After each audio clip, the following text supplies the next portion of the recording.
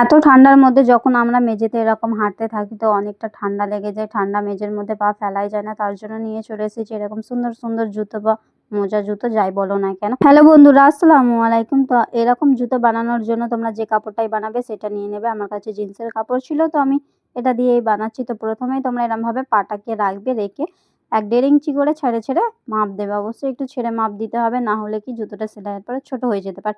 এরকম ছেড়ে ছেড়ে মাপ দেবে। আর এরকম ফর্ম বা যেকোনো ক্যানভাস নিতে পারো, কিংবা তোমরা বক্রমও নিতে পারো এর ভিতরে আর কি দেওয়ার জন্য।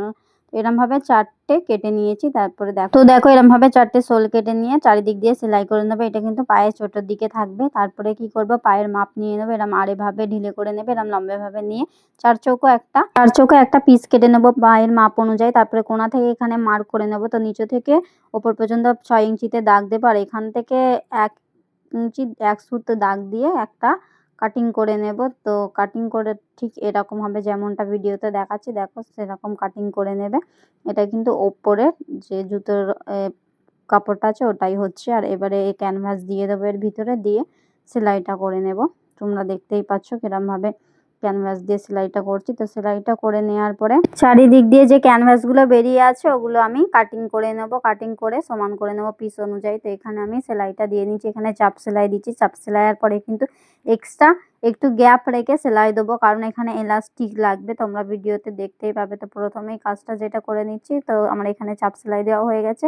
তো এখানে আমি ক্যানভাসগুলো কেটে দিয়ে এবার নিয়েছি এলাস্টিক। তো এলাস্টিক দেখো আমি বলেছি আগে যে এলাস্টিক লাগাবো, তার জন্যে 2 সুত কি 4 সুত ছেড়ে রেখে সেলাই দিয়েছি। চাপ সেলাইয়ের পরে একটা সেলাই দিয়েছি। এবার আমি এখানে এলাস্টিকগুলো ভিতর সেফটি পিনের সাহায্যে ভিতরে ঢুকিয়ে দিয়েছি। এবার এলাস্টিকগুলো জয়েন করে নিচ্ছি, সেলাই দিয়ে দিচ্ছি। এবার এলাস্টিকটা সেলাই দেওয়ার পরে দেখো দুটো কাপড় যে পিছন সাইডে ফাঁকা আছে ওই দুটোকে ধরে জয়েন করে নেবো, সেলাই করে নেবো। সেলাই করে নেওয়ার পরে দেখো এখানে দুটো জুতোই আমার সেম সেলাই, মানে জুতো না, জুতোর ওপরের যে অংশটা সেটা সেলাই হয়ে গেছে। এখনো তো জুতো তৈরি হয়নি, এবার তৈরি করব। এবার দেখো কি সুন্দর একটা লুক এসেছে, বুটের মতো লাগছে পিছনের দিকটা।